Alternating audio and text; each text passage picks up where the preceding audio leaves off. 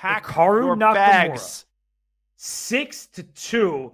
And you know what Hikaru's face said? It was the double question mark. You saw it in his eyes. He's like, is this really Magnus Carlsen, or is this an imposter? This isn't Among Us. You got to play chess. And right now, Magnus Carlsen is down 6-2, Danya. Can you believe it? I cannot believe it. He's under Magnus's skin. He is filled with confidence. He believes right now, does Hikaru Nakamura, that he can win every single game in this match. It's like what basketball players talk about when they start hitting shots. The net is as wide as the ocean right now for Hikaru Nakamura, and that is a terrifying prospect for Magnus. He's down by 4. This is the final game of the 5-minute portion, and once again, Carlsen going for a very tactical opening. And look at Hikaru. He meets him at the top. He says, you want a Najdorf? I'll give you a Najdorf. I'll give you the sharpest Najdorf because I want to win this game and get to a 5-point lead. I just am in disbelief. Bishop D7 covering the C6 square. So I'm not familiar with that move. And neither is Hikaru by the looks of it. we did it again. Why does this always happen to us? It only took 87 minutes. Well, we've been here the whole time. The players giving it their all, and Hikaru, he's giving it that stink eye. He's like, this smells fishy. I don't believe in it, but it actually looks quite solid for black, because the one downside of playing Bishop D7 is your pawn on B7 is a bit loose. E5 comes to mind for white, just trying to get at that pawn on B7. But there might even be like a knight C6 follow-up in that position. So you have to be very careful before you push E5. That is a worthy line to show, but we're not going to show it because they are past that. Hikaru decides to continue his development. It is very typical in this line to castle queenside. And is it time for E5? No, another developing move. And the eval bar, not a fan. Is that bishop going to be vulnerable after black puts something on the C file? Yeah, queen c7. That's a standard Sicilian move. The bishop, that kind of sews in bishop on c4. Not great here. It's vulnerable to attack. The knight can hop to a5 later. So I feel like the black position is extremely solid at this point. And so Magnus has everything he could have hoped for out of the opening. This was a very astute choice. Bishop d7 taking Hikaru out of his comfort zone.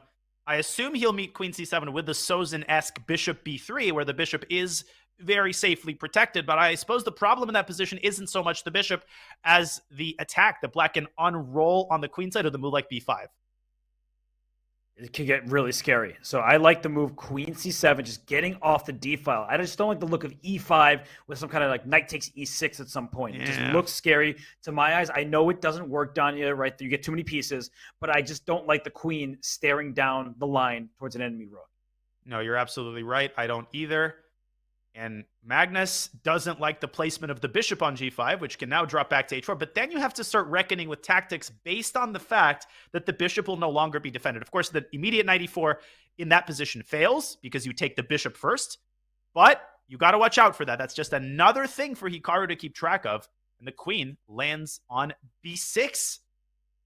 And Hikaru does not want to take on c6. That will improve the light square bishop. The light square bishop on d7 and the knight on c6 fighting for the same square. I see an argument for knight to b3 here, just trying to play on the queen side, but bishop f2. Great awareness from Hikaru. He improves the location of his bishop because you didn't want to take on f6 anyway, and he defends the center.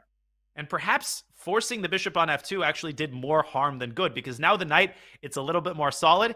You can consider taking and playing e5. There's always this prospect of bishop g4 pinning the queen, but that involves making too many weaknesses. And Magnus sidesteps the tension with another typical Sicilian move. We see this in the dragon and the Najdorf very frequently. Knight a5. And the big question is when or if black will castle, right? Castle kingside, you may be walking into an attack because you created a hook. The pawn on h6 wishes it could push back to h7 so that when g4, g5 happens, the king isn't open. So he castles queenside, and it was an objectively terrible choice, apparently, but I think practically it could be hard to punish. Yeah, but look at the c-file, Robert. Look at the c-file. He's going to get a rook to c1, and he's going to harass the queen, forcing it to the side of the board. This just looks terrible. What you need for black is to trade that dark squared bishop away. Because if you could get your queen to e5, that would be excellent for black. But you can't get over there. So this is a big problem. This is a really, really big problem. Rook c1 already threatens discoveries like knight to d or b5.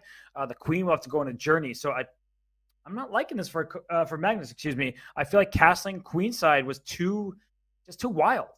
It looks so flimsy. It looks like he's already barely hanging on. I don't like to show engine lines, but if I may make this one exception, it'll be worth it. Let's bring up an analysis board as Hikaru contemplates how to continue this initiative. Rook c1 is what he's thinking about. And if the queen moves up to a5, look at this subtle move, a3. And you even say it quietly, a3. Preparing b4. Where's that queen going to go? Is it going to go back to b6, walking into one discovery? Is it going to go back to c7, walking into another? Black might have to play rook c8. You play b4, and now, Robert, you called it queen e3. Oh, that walks into a fork. No, it doesn't. Knight c6 check with queen a7 coming to a theater near you. The attack is decisive, and white's going to pick up the queen after that with bishop b6 check.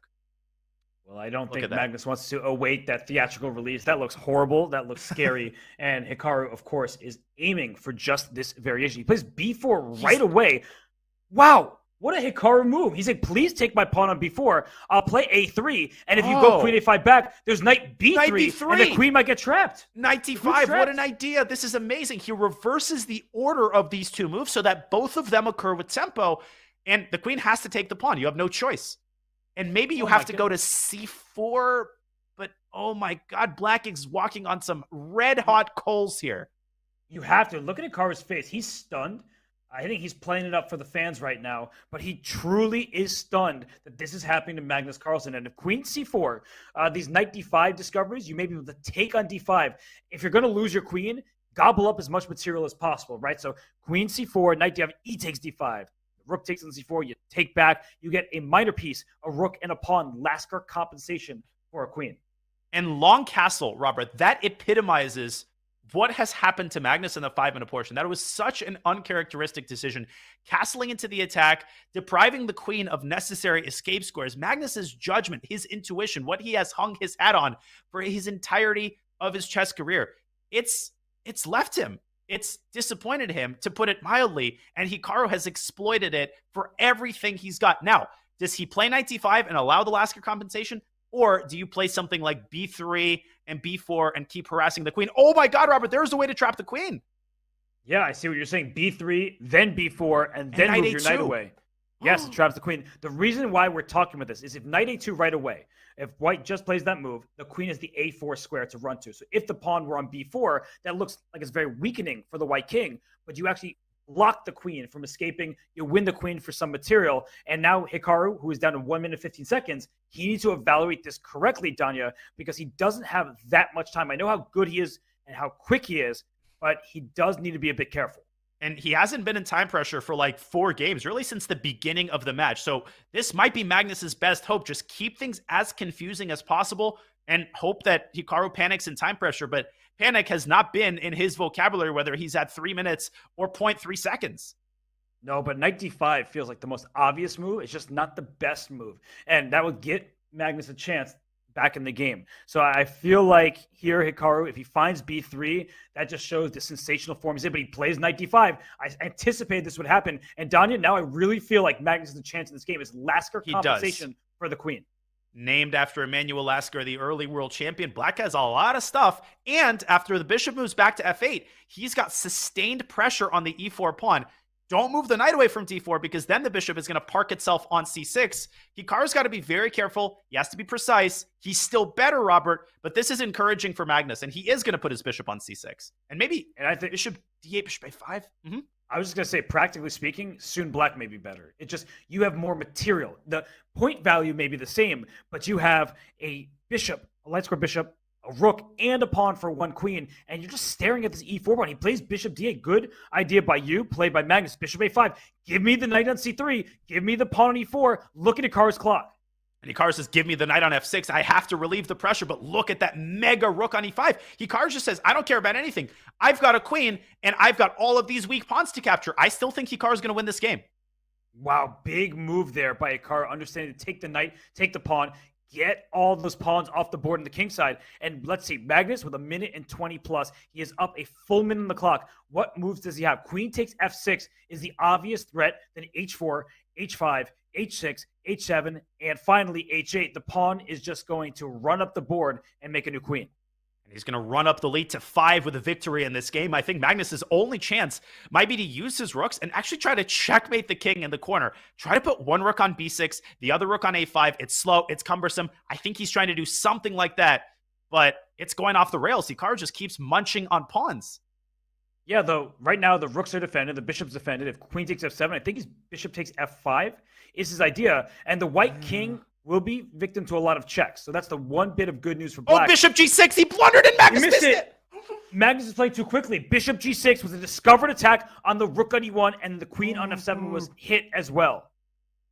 Unbelievable blunder. Magnus is not even thinking about it because he's so used to losing games. I think inertia just carried him forward. Bishop g6, a discovered attack, and you couldn't take the bishop, not because you lost the rook, but because you got mated after that.